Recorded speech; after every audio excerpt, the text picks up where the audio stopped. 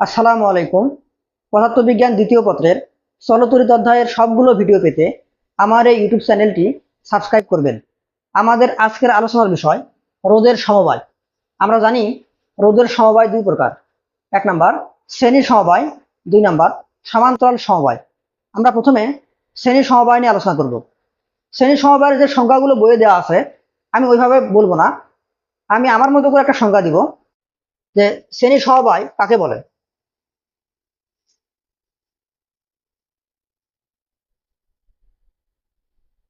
শ্রেণী সমবায়, শ্রেণী সমবায়ে যা যা থাকবে তাদের সবার মধ্য দিয়ে একই পরিমাণে কারেন্ট প্রবাহিত হবে। অর্থাৎ যে সমবায়ের প্রত্যেকটা রোধের মধ্য দিয়ে একই পরিমাণে বিদ্যুৎ প্রবাহিত হয় সেই সমবায়কে বলা হয় শ্রেণী সমবায়।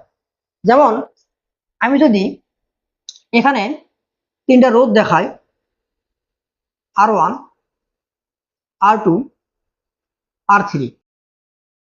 R1 এর মান ধরলাম 5 ওহম, R2 এর মানও 5 ওহম, R3 এর মান ধরলাম 10 ওহম।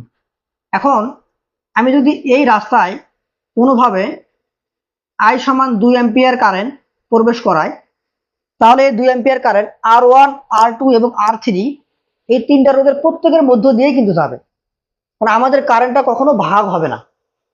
তাহলে আমি যে সংখ্যাটা দিলাম সেই সংখ্যা অনুসারে আমি এই তিনটা রোধকে কি বলতে পারবো, যে এই তিনটা রোধ শ্রেণী সমবায়ে আছে।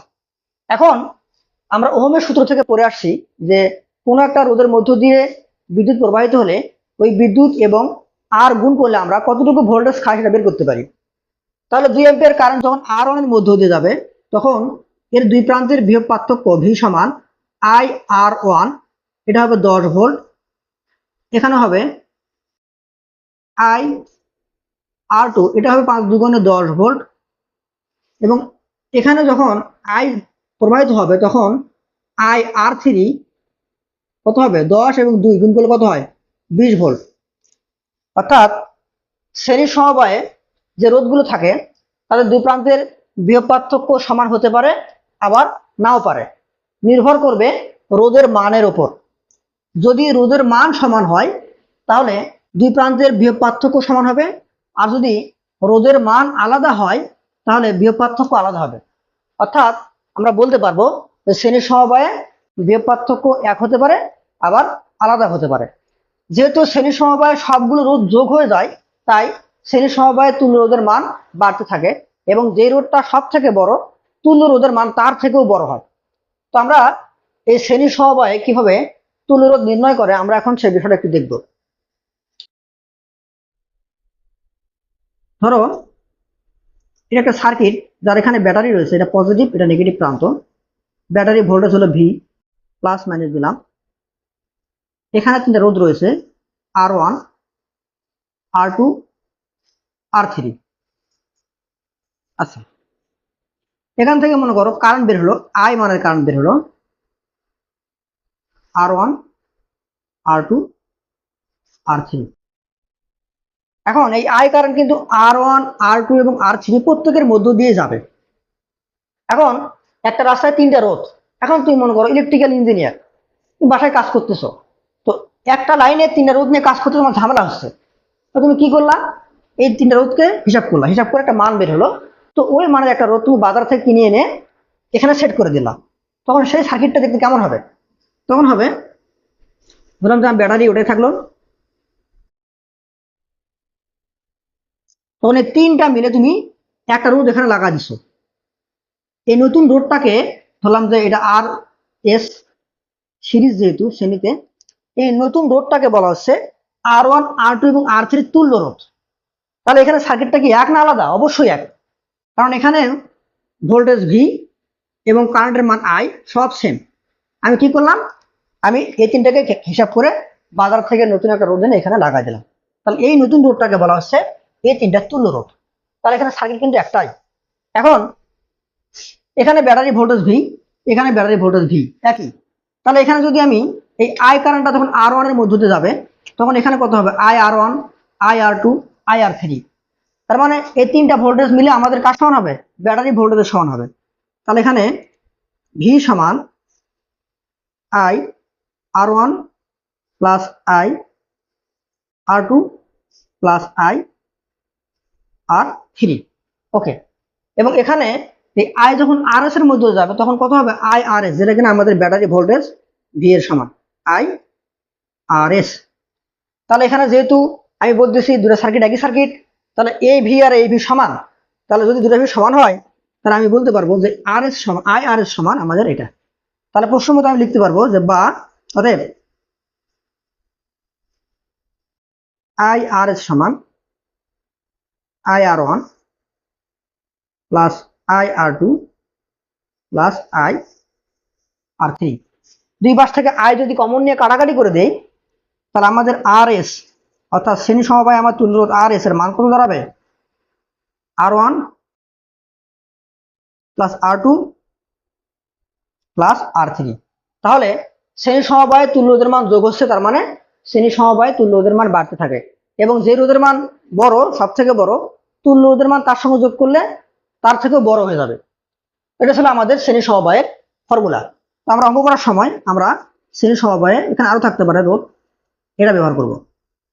এখন আমরা দেখব সমান্তরাল সমবায়ে কিভাবে তুল্য রোধ বের করে। আচ্ছা, শ্রেণী সমবায়ের শর্ত কি ছিল? শ্রেণী সমবায়ে যা যা থাকবে তাদের সবার মধ্য দিয়ে একই পরিমাণে কারেন্ট প্রবাহিত হবে। তো সমান্তরাল সমবায়েও আমাদের একটা কন্ডিশন আছে।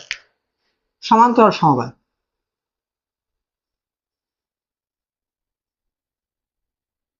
সমান্তরাল সমবায়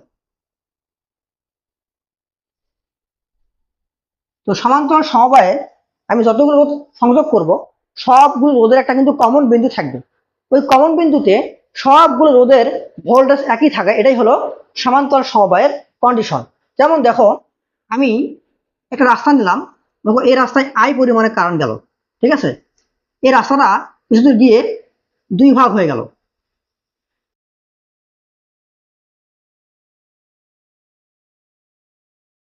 দুই ভাগ হয়ে আবার এখানে মনে করো জোড়া লাগলো, ঠিক আছে?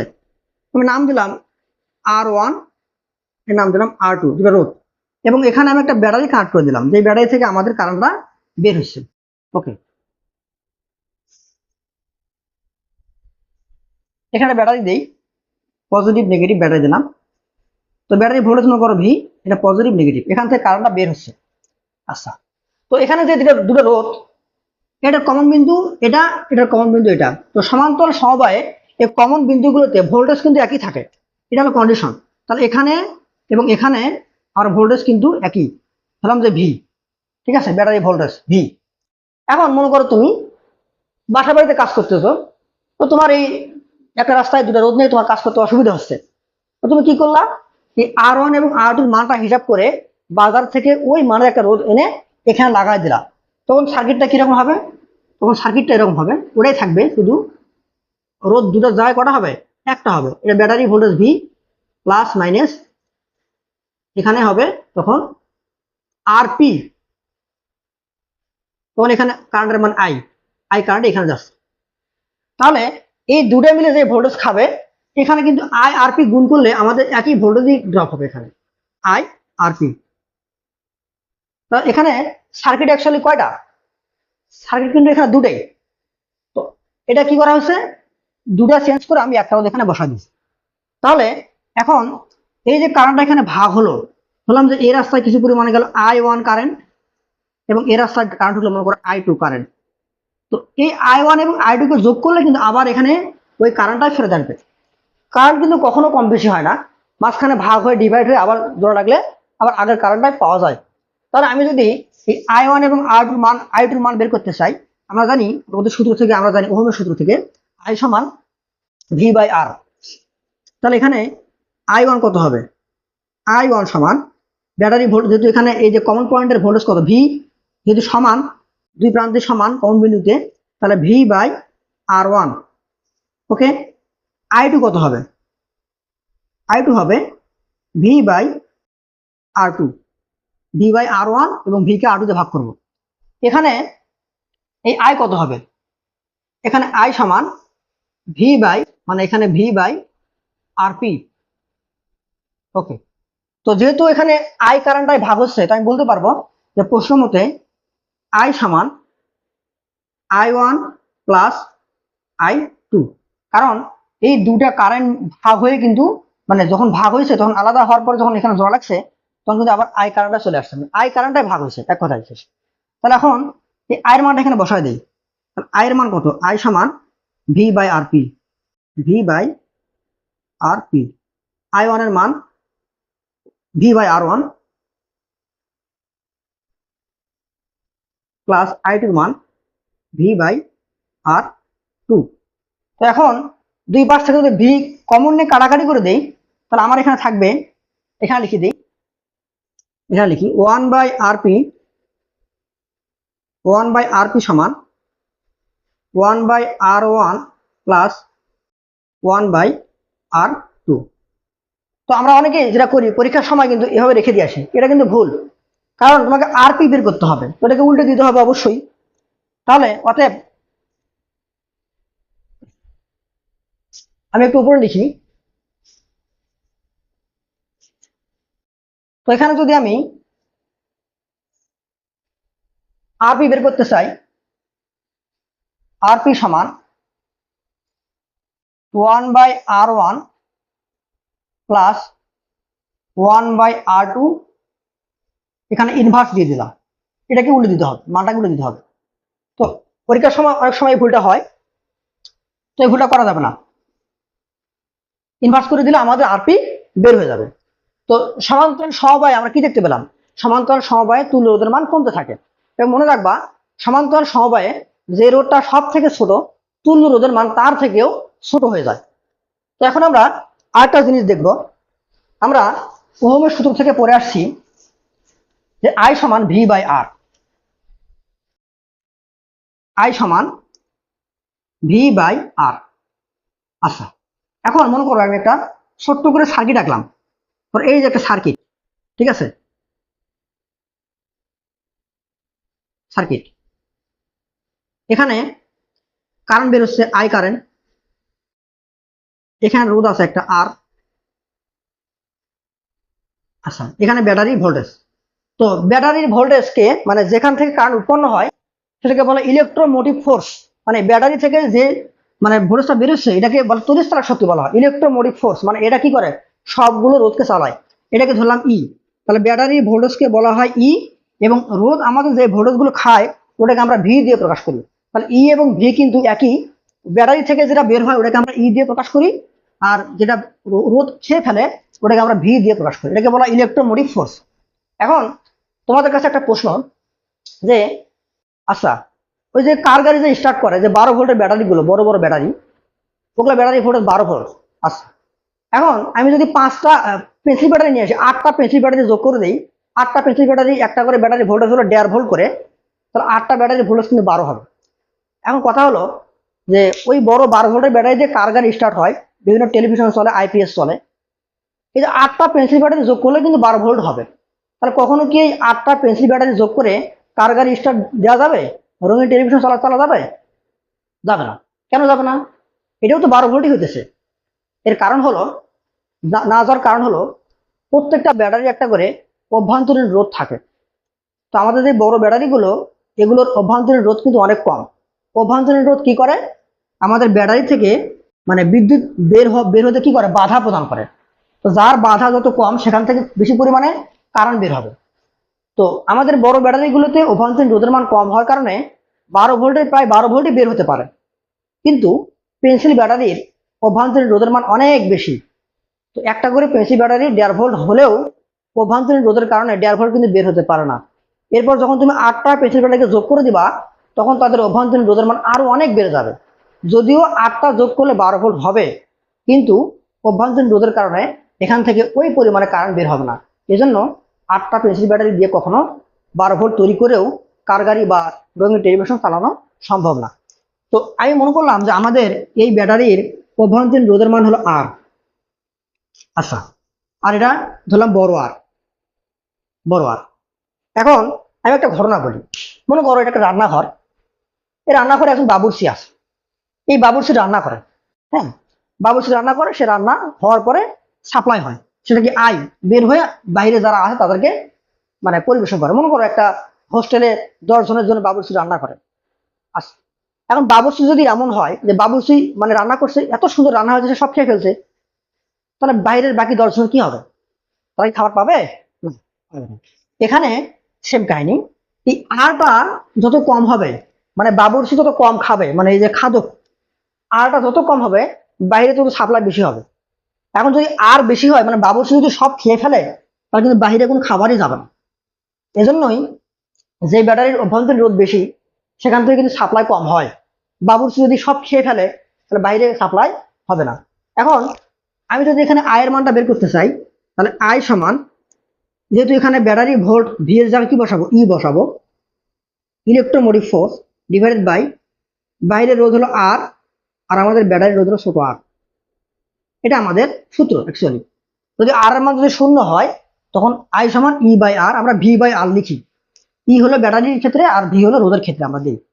তো আমি যদি এটাকে গুণ করে দিই যে বা ই সমান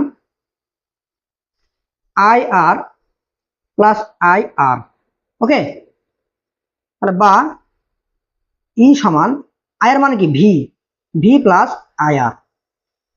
আচ্ছা, এই সমীকরণ একটু ভালো করে খেয়াল করো, ই এবং ভির মধ্যে কে বড়?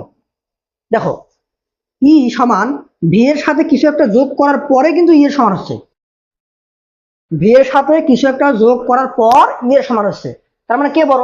অবশ্যই ই বড়। তাহলে এই সমীকরণ থেকে আমি বলতে পারি যে battery E is greater than, E is greater than V. অবশ্যই ই কে ভি থেকে বড় হতে হবে। কেন? কারণ এটা যদি 12 ভোল্ট হয় আর যদি 8 ভোল্ট সাপ্লাই দেয়, তো এ তো জ্বলবেই না, চলবেই না। তাহলে অবশ্যই ই কে ওটার থেকে বেশি বড় হতে হবে। বাইরে যে মানে খাদকটা বসে আছে, যে ভোল্টেজ যে খাবে, যদি এটা 12 ভোল্ট খায়, এটাকে অবশ্যই 12 ভোল্ট থেকে বেশি হতে হবে। এখন আমি যদি এখানে একটু ক্যালকুলেশন করি যে ই মাইনাস ভি সমান আইআর, এই আয়ারটা কি? আয়ারটা হচ্ছে ব্যাটারি থেকে কারেন্ট বের হওয়ার আগেই কিছু পরিমাণে ভোল্টেজ খেয়ে ফেলে, লস্ট ভোল্টেজ মানে হারানো ভোল্টেজ। এই আয়ারটাকে বলা হচ্ছে ব্যাটারির হারানো ভোল্টেজ। তো আমরা এই হারানো ভোল্টেজের সমীকরণ এটা দিয়ে ব্যবহার বের করতে পারবো যে আই আর সমান ই মাইনাস ভি, এবং এখান থেকে আমরা বলতে পারি যে electromotive force E is greater than V. ধন্যবাদ সবাইকে।